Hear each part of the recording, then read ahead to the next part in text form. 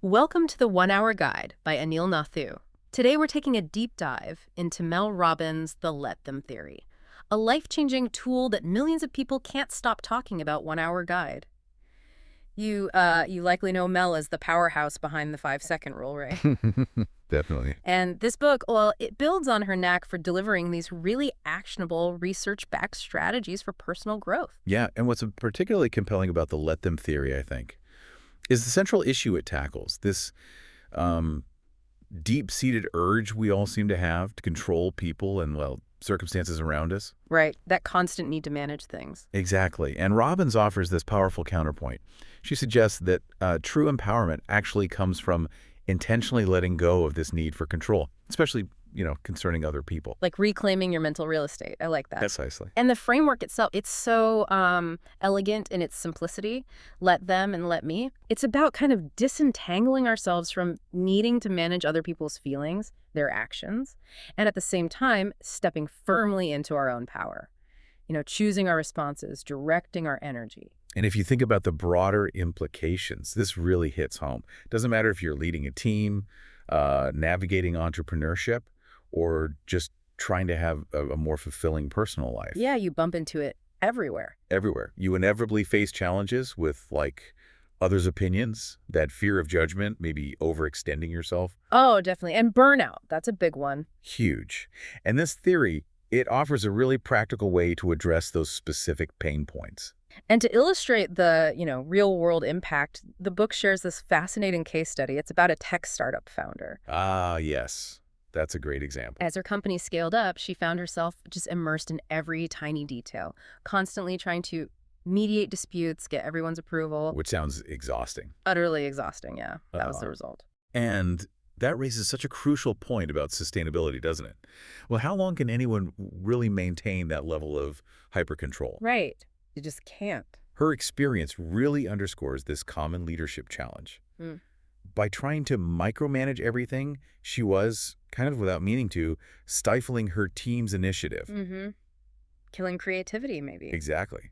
And crucially, she was depleting her own ability to lead effectively, just running on empty. Okay, so how did the let them theory help her out? What was the solution? Well, she started consciously applying the let them principle. So when team disagreements popped up, Her first instinct was probably to jump in, right? totally. But she shifted. She consciously let them, allowed her team members the space to navigate those conflicts themselves. She started recognizing, hey, they can find their own solutions. Okay, so that's the let them part. What about let me? Then she redirected her focus to let me. So let me clarify the company vision. Let me nurture the culture. Let me protect my own energy so I can actually lead from a place of strength, and clarity. Ah, I see. Shifting her own focus. Exactly. And what's so insightful is the ripple effect. By intentionally stepping back, not trying to orchestrate every single interaction, Yeah. the founder actually cultivated a more responsible, more emotionally intelligent team environment. Her own stress levels went way down, I bet. and her capacity for strategic leadership actually expanded.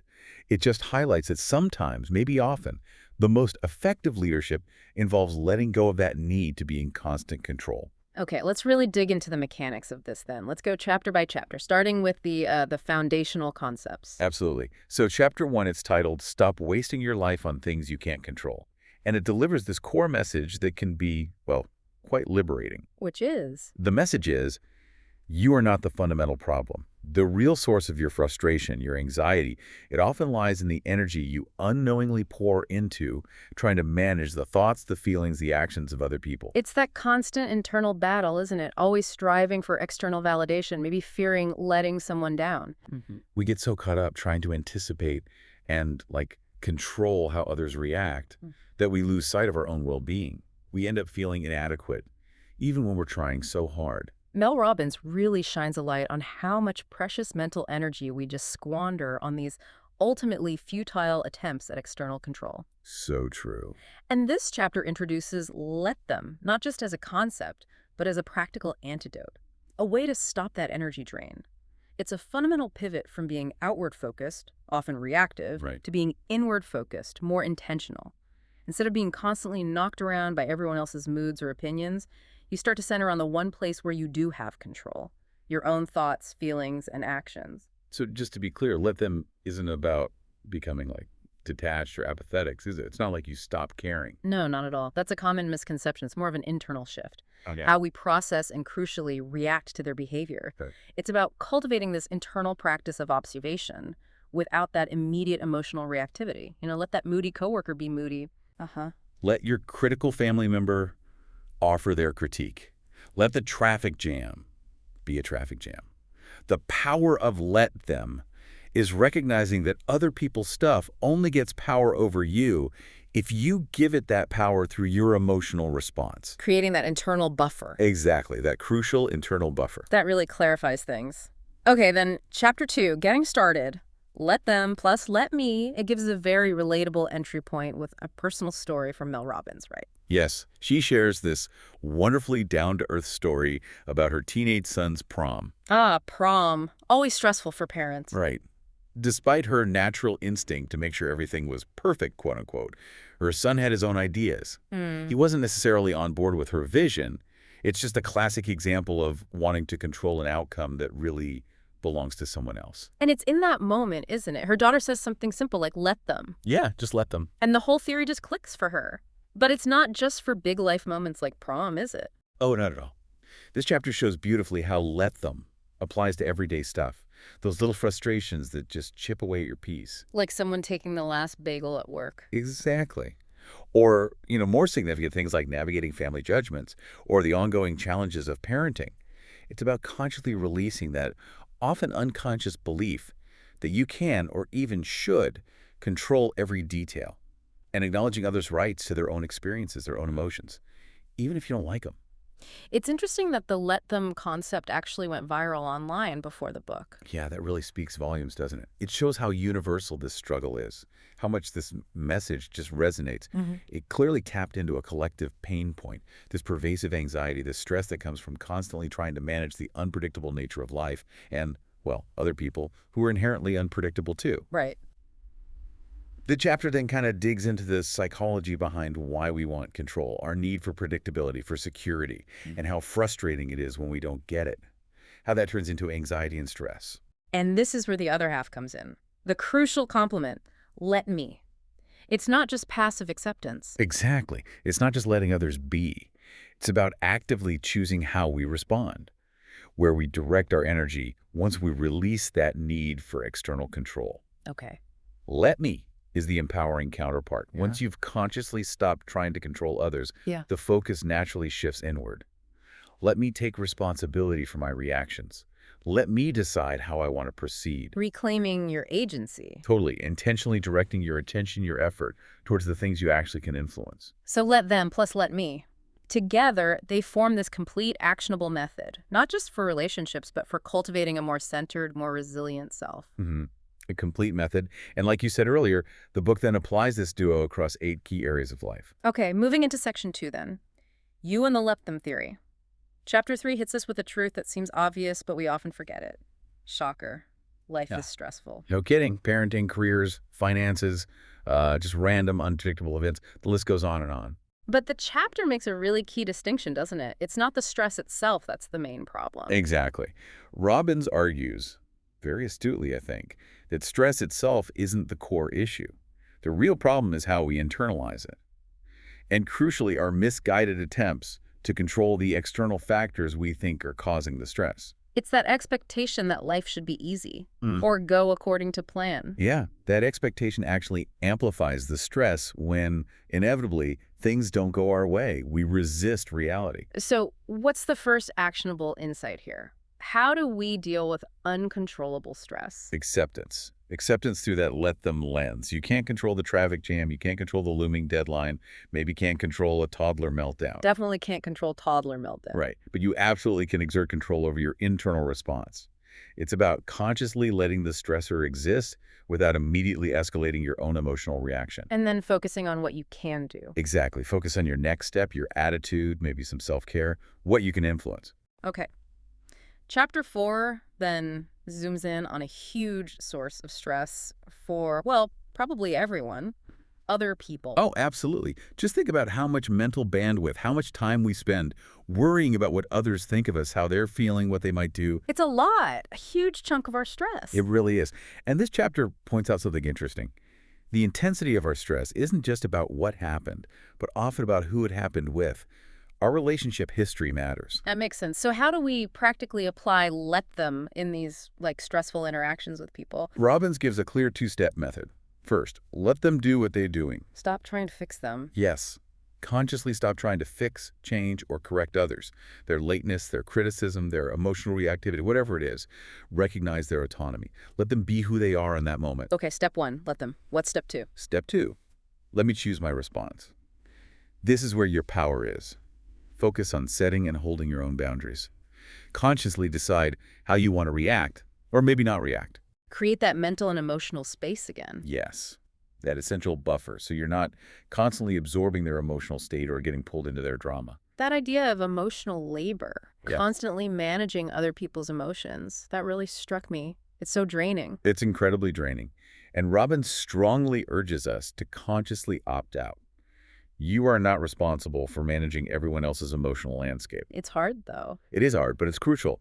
Letting others experience their own emotions, even discomfort, without immediately rushing in to rescue or placate them. That's key for your own well-being and for healthier relationships ultimately. Okay, let's shift gears. Section 3, your relationships and the let them theory. Chapters 11, 12, and 13 focus specifically on adult friendships. This is an area with lots of joy, but also potential stress. Oh, for sure. Chapter 11, The Truth No One Told You About Adult Friendship, offers this really refreshing perspective. It normalizes the idea that adult friendships are just complicated. They naturally evolve. They're not like the idealized versions we often see. Right, life changes things. Parenthood, career shifts, moving. Exactly. All those big life transitions inevitably reshape our social circles, the nature of our connections. Parenthood, especially, like you said, can dramatically alter things. And the chapter encourages us to let go of the guilt, right, when we drift apart from friends. Yes, release the guilt. The core message is let them change and let yourself evolve with them. Accept that relationships are fluid. And letting go of friendships that don't really fit anymore, that's not failure. It's actually growth. It's maturity. Chapter 12, Why Some Friendships Naturally Fade, tackles that myth of the lifelong best friend being the only ideal.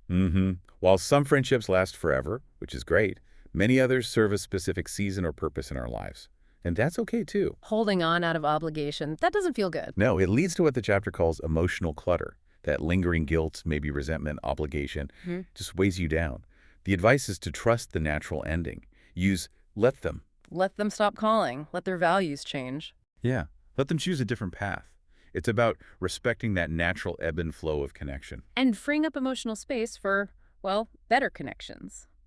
Which leads us to Chapter 13, How to Create the Best Friendships of Your Life.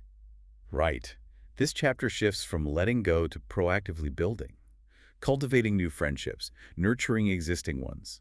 It emphasizes taking initiative. Like, let me reach out. Let me plan something. Exactly. Let me make space for connection. Strong friendships usually don't just happen. They require intentional effort. And vulnerability seems key here, too, being authentic. Absolutely. Let me go deeper. Let me really listen. Let me invite people in. The chapter gives concrete strategies. Initiate contact. Be consistent. Lead with kindness. It's a great reminder that while we need to let go gracefully, we also have the power to actively create the connections we want. Okay, Section 4, Motivating Change and Choosing Love. This section has some really powerful insights. Chapter 14 starts with a tough one. People only change when they feel like it. Oof. Yeah, that's a fundamental reality, but one we often overlook when we want to help someone, right? We think we can make them change. We do, but you can't force lasting change in someone else. Doesn't matter how much you believe it's for their own good. Trying to push or guilt them, Yeah. it usually just backfires, creates resistance, resentment. So this is where let them be who they are, let them resist growth, let them move at their own pace becomes really important. Crucial. It's about respecting their autonomy, their journey, even if it doesn't match our hopes. And the chapter makes that key distinction again, control versus influence. You can't control their choices, but you can influence through your own example. So shift the focus to yourself. Exactly. Let me focus on how I'm showing up. Let me demonstrate the values I believe in. Okay. Chapter 15, Unlock the Power of Your Influence, builds on this. True influence isn't manipulation. Right. It's rooted in consistency, being present, having self-respect. People are much more open to change when they feel safe, supported, respected, not judged or pushed. So the focus becomes, let me be the example. Let me respect their journey. Let me stay grounded in my values. Real influence builds over time through integrity, through authenticity. And the practical advice is basically, stop nagging, stop pushing. Model the change you want to see, give them space. Allow them the space to come around on their own terms, driven by their own motivation. Which leads perfectly into chapter 16. The more you rescue, the more they sink. Ah, the rescuer instinct. It feels helpful, but But it often isn't, long term. This chapter highlights that urge to jump in and fix things for people we care about. But constantly rescuing can actually disempower them. prevents them from learning, developing resilience. Exactly. And often that urge to rescue comes from our own discomfort with seeing them struggle. We want to fix our discomfort. Wow, okay. So the advice is tough but powerful. Let them struggle. Let them fail sometimes. Let them feel the discomfort that leads to growth. It's a fundamental shift, moving away from rescue toward genuine support. So what does genuine support look like then? Chapter 17, How to Provide Support the Right Way. Must cover that. It does. It introduces this really valuable concept of holding space. Just being fully present with someone without feeling that pressure to fix their problem or jump in with advice. Just listening, empathizing. Yes. Listening with empathy, validating their feelings, and crucially, trusting their capacity to find their own way. As the book says, let them means letting people bring their full selves. Let me means becoming someone who can sit with discomfort. That's powerful. And the chapter gives practical tips. Ask questions instead of assuming. Be fully present. Let them lead the conversation and the solution finding.